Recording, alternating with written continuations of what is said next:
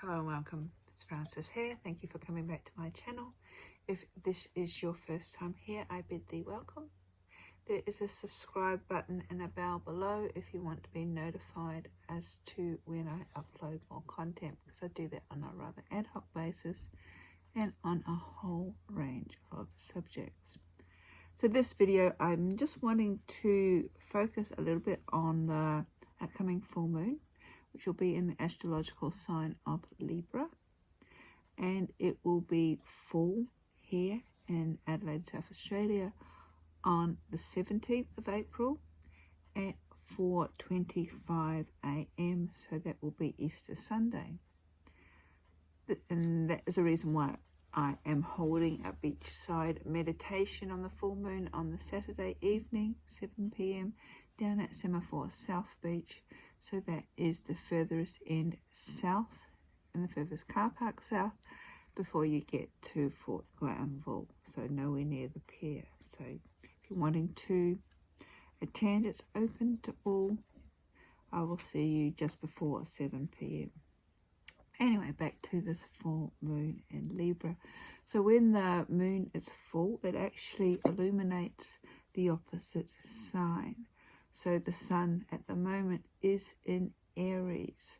So it's the time to assess what is happening to us, ourself, what matters in our life, matters to ourself, self-identification. These are all Aries themes that the moon is beginning to highlight, because these may be things that we have not noticed at first glance. And in doing so, it's asking us to maybe take a step back, to reassess what maybe other people are seeing. It's also a time to consider what we want or are willing to share with other people.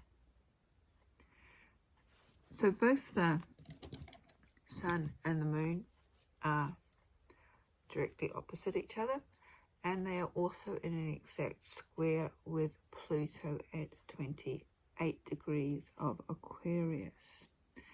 So Pluto is all about what we need to shift, what we need to change and evolve. And in order to do that, we are being reminded that there is something that we need to let go of first. It's also asking us to take responsibility and consider the longer term effects of this, because Pluto is actually in Capricorn at the moment. So this could be a little bit of a challenge, because Aries is all about the self, the identification, up and running, that ready first energy, wanting to focus on our own world. Yet what's squaring or opposite the moon, this is bringing us back to relationships, our relationships. It could be with other people, it could be our intimate relationships, it could be our working relationships, friendships, even our relationship with ourselves. And we may be finding that we're starting to evaluate these relationships. A little bit of a dynamic or a power struggle may be occurring in areas where we have not necessarily been aware of before, because this is what happens when we take a step back away from our own self-ego, our self-identification, begin to look at things through a different lens or a wider perspective. How are things actually or truly panning out? Now, it's quite interesting that the moon is in Libra, which is a cardinal sign. The sun is in Aries, which is a cardinal sign. And Pluto is in Capricorn, which is also a cardinal sign. So these are 3 of the 4 cardinal signs that we have. And the cardinal signs are basically the first signs for the season. So there's a lot of fresh energy beginning to build, wanting to take place, to take off. And these cardinal signs, in effect, do kick off these seasons. So it's all about coming together. There's something new that's about to emerge, but it needs to be worked out first. And if we don't do that, we could actually find that we are repeating the same karmic lessons of the past. And this is what Pluto is asking us. It's asking us to connect to our own power, but that there are things that need to shift, that need to change. So my computer's just doing things it's not supposed to. Things that need to shift and need to change in order for this change to truly occur on a deeper level. We need to be able to make these changes yet still stay in our own power. And this is where the conflict could actually evolve, because our moon, which is in Libra, is not really wanting to hurt feelings. It wants to make sure that everybody's okay. So if what has evolved or emerged for us is that ending of a relationship, maybe we realize that we don't really like somebody, we don't really want their energy in our life anymore, maybe we've even outgrown them, we have changed our opinions and our views on things, and we're beginning to drift apart. So our moon in Libra is not wanting us to hurt feelings of people. Yet our Pluto in Capricorn at the moment is asking us if the direction that we're currently heading in is the direction that we really want to go into. So it's asking us to start taking back responsibility and control over where we're wanting to head in our life, and how we're going to remain in our own power and when we're dealing with conflicting situations or issues around us. The best way to do that is take a pause, step out of the ego mind, maybe into the heart, and have a little bit of a think. We can still remain as an individual with the Aries Sun energy. We don't have to be rushing off like a ball in a china shop and burning all our bridges, so we're not stepping on toes, so we can sort of blend in the moon in Libra, but yet make the necessary change, especially on a deeper cosmic level or karmic level, that the Pluto is actually asking us to do. There's also Saturn in Aquarius, which is again asking us to take responsibility and start choosing the future that we truly want.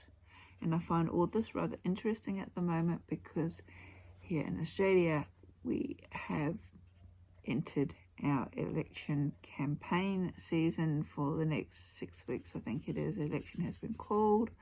So it's sort of asking us to take responsibility and have a little bit more thought, do a little bit more investigation into the longer term goals that we want to manifest and perceive or bring into reality for what's out there. I'm not going to go too much into that, because I'm quite sure there are other astrologers, and I'm not an astrologer, who are based in Australia, who can also give a little bit more detail into any astrological happenings in relation to our upcoming election. What I do find of interest, however, is that Venus is also in Pisces and is the ruler of this full moon. And Venus is also receiving energy from Uranus and Mercury, who are in Taurus at the moment. So Venus in Pisces is very happy. The energy is very soft, rather romantic, kind, compassionate, and it's also interesting to note that Venus rules the North Node, and the planets in Taurus means that she's going to be quite strong during this lunar cycle. So her energy is going to be playing underlining and having an underlining influence to this full moon energy.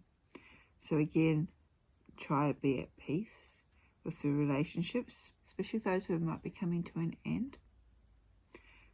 Sort of end any animosity. It's not time for finger pointing and blame laying. And begin to focus more on your heart, so you're able to see things from a different perspective. Just looking at my notes here. We've got a little bit of Taurian energy coming through, bringing our awareness back to the self. That's the Aries theme, but knowing our self-worth, our own personal value, not dismissing or sacrificing our own needs, our own energies, sort of having a little bit, bring them a little bit more to the forefront, a little bit more of a thought of a direction as we are moving forward. We are entering, or we have entered, the eclipse season. We do have a solar eclipse coming up at the end of the month, beginning of May, and then we also have a lunar eclipse, which is going to be a little bit rocky from what I've gathered so far. But I'll be talking a little bit more about that in the next couple of videos. So just reminding, just sort of recapping, the full moon sort of brings things to the head, shines the light on things, usually things that are about to be completed. And some astrologers say that it might highlight secrets that are coming up. So things aren't quite as what they have been, what they have seemed in the past. Maybe there's a big revelation happening as well.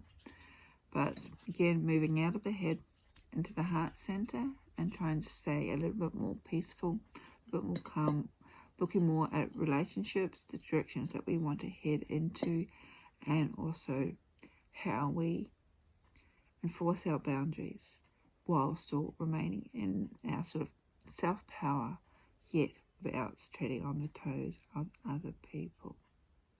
So this connection between the moon, the sun and Pluto, a little bit of emotional intensity happening there, but it's also shining the light on how power, our own power, external power, those in power, and also power in general is being used. And at the moment, as I said, with our election coming up here in Australia, that's quite interesting, especially when it comes to the power that the media has.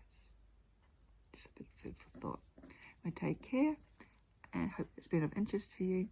I'll put the links to Molly McCord and Pam Gregory Astrologer, and also Pippa Kate Astrology, even though I haven't actually talked much about what she has to say, but her blog is of interest for this month, as always is.